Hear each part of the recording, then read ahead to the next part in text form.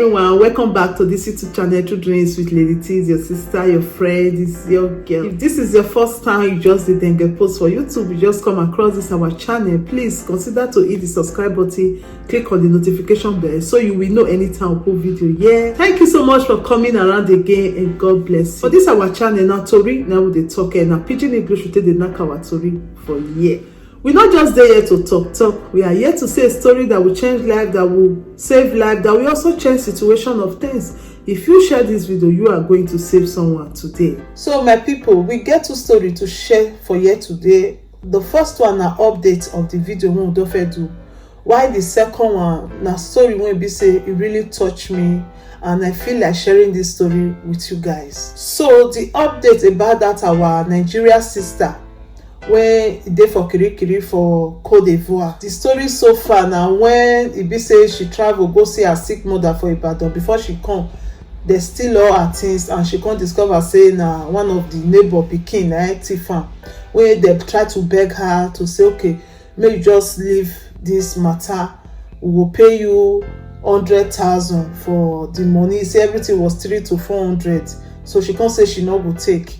Then they come first arrest her. Then the policeman and the boy wey thief the something, and a small boy 14-year-old boy na thief the things. So the uncle wey be the police, he can't tell her say make she rest for this matter. She can't say she not go rest for the matter because she want justice.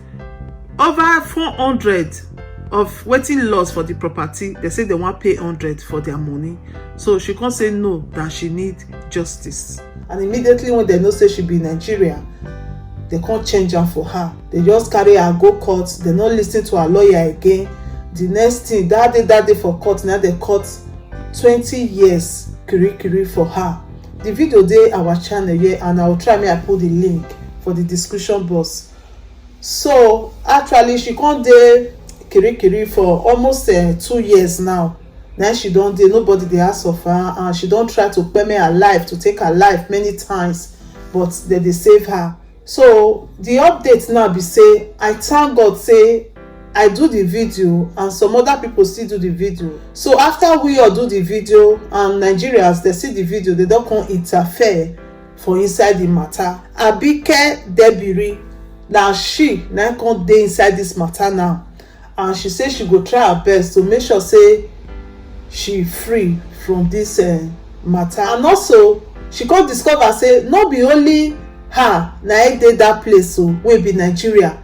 Many Nigeria people dey there wey be say news no even carry, we no know about. So na minor thing na carry dem go there, wetin no even reach anything, just because they no see anybody wey stand for to bail them. That's why they still dey there, while some dey awaiting trial. So according to Abike Debiri now, she say she go try her best to handle the people wey be say their own case na minor one, and she go still stick to the people wey be awaiting trial, and especially this lady wey be say na carry her go there, she go make sure say everything settle. I really want to thank this lady Abike Debiri, sorry if I not pronounce the name well, but I really want to say we appreciate her, we thank her for this good work wey be say she want to dey do now, or when she don dey do before, because many of our Nigeria people really dey suffer for Kirikiri. Many full Ghana, they full different places all over the world. So if Nigerians feel dey show concern like this, I believe say they no just carry us, just dey handle Nigeria like a fowl for any other place. Before they deal with it, they'll make sure say they really commit the crime, they deserve that crime. Because if you just say Nigeria now, nothing dey happen, nobody dey come. But if they don't feel they come up like this, I believe say we go see they get respect. I know say Nigerians, we get stubborn people now, so all over the world still get stubborn people, but Nigerians, they are good people. I know we are good people, we dey accommodate people, we dey nice to both ourselves and foreigners too. Nowhere katakata no dey, you understand? Just that because say our government no dey show concern, we can't dey make her the worst. We no go fit see the truth when e dey the matter. As news take carry, we just feel carry like that. But when you hear from that person, you can't really see say maybe the person they fight for your rights, and because we like to fight for our rights well. But if they feel they show concern like this, I believe say things go dey go better. So once again, I say thank you to Abigail Debiri for wetin she dey try to do to help our people wey dey kirikiri for Cote d'Ivoire, and I believe they'll still extend am to other countries too. So more go down to the second story. The second story, I just want to appreciate this woman. This woman na woman, na super woman. Na woman wey be say they no dey quick see. When you say virtuous woman, you know, this woman one na dey see so hot tea na she dey sell, and handmade yogurt na she take train her children for school. And her husband when dey sick, her husband blind, na this woman take care of her husband and her children. The children now they don grow, and one of them don dey work for better place. Don dey work with Gogo. To work with Gogo, not be small thing, no. So I just want to appreciate this woman, that if na some women therefore don't want to leave their husband, even want to leave their children, but this woman stand with her husband to make sure say the children they dey okay and the blind husband dey okay. How many women go fit do this kind of thing? How many women go fit endure? How many women go fit patient? That's why I call this woman super woman. And I still want to use this opportunity to talk to anybody when they listen to this my video. You know, this life, we dey always dey pray that may we not labor in vain, that all the labor, all the suffering, may we enjoy am.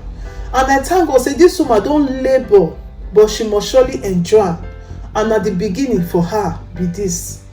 And I still want to tell you, say that help when you dey help your children, when you dey help your husband, when you dey help your wife, just continue. More days, shiny days is ahead, that we will never labor in vain. You that is listening to me now, you will not labor in vain. Continue. Not abandon your children, not abandon your husband because of say situation don't come.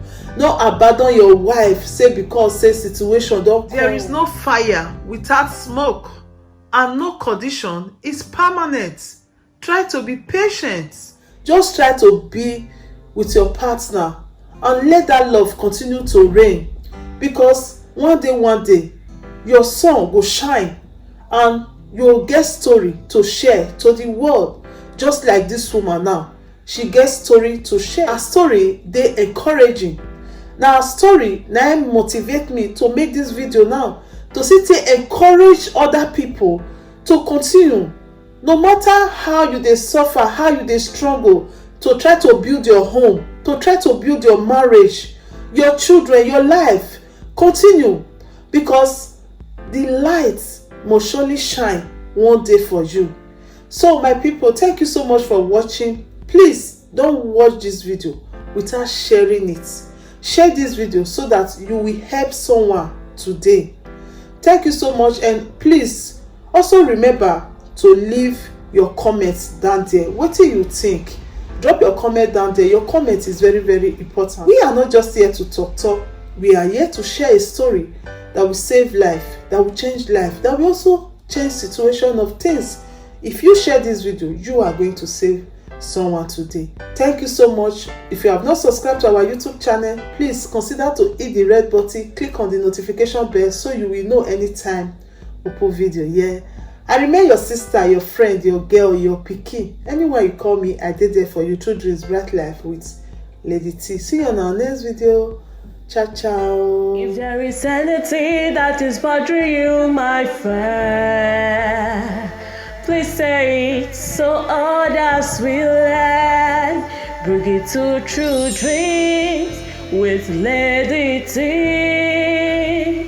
and God will be your strength. Bring it to True Dreams with Lady T, and God will see you through. If there is anything that is bothering you, my friend, please say it so others will learn. Bring it to True Dreams with Lady T, and God will be your strength. Bring it to True Dreams.